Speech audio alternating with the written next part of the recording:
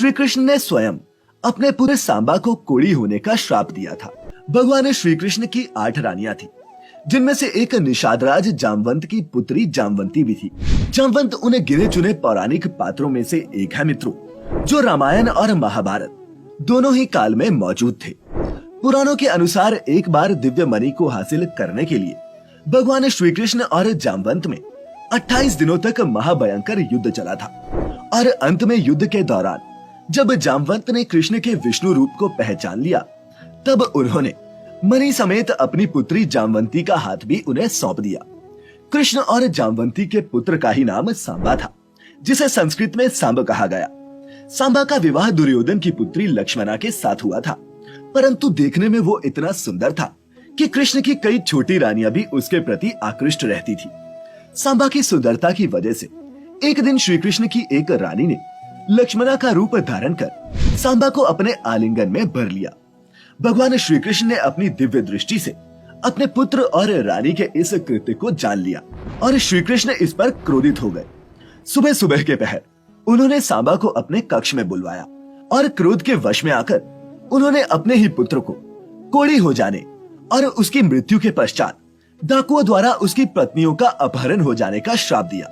पिता द्वारा दिए गए इस श्राप से सांबा चिंतित हो उठा और उसने भगवान श्री कृष्ण से क्षमा मांगते हुए कहा, पिताश्री, इसमें मेरी कोई गलती नहीं है। रात्रि के अंधेरे में मैं उन्हें पहचान नहीं पाया और उन्हें अपनी पत्नी समझकर ही मैंने उसके संग आलिंगन किया था।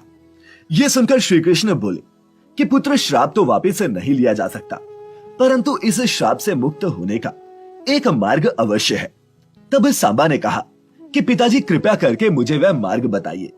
तब श्री कृष्ण सांबा से बोले, तुम तत्काल महर्षि कटक से जाकर मिलो, वही तुम्हें इस श्राप से मुक्त होने का मार्ग बताएंगे। इसके बाद सांबा वहां से महर्षि कटक से मिलने चल पड़ा। फिर कुछ दिन बाद महर्षि कटक के वहां पहुंचकर सांबा ने उनसे श्री कृष्ण द्वारा दिए गए श्राप से मुक्त हो जाने का मार्ग पूछा।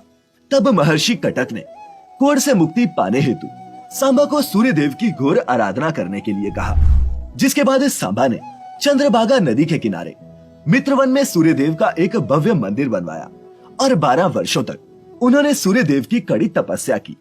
कहते हैं कि सूर्य देव ने सांबा की तपस्या से प्रसन्न होकर उसे कोढ़ से मुक्ति पाने के लिए चंद्रभागा नदी में स्नान करने के लिए कहा। तभी से आज तक चंद्रभागा नदी को कोढ़ ठीक करने वाली नदी के रूप में जाना जाता है।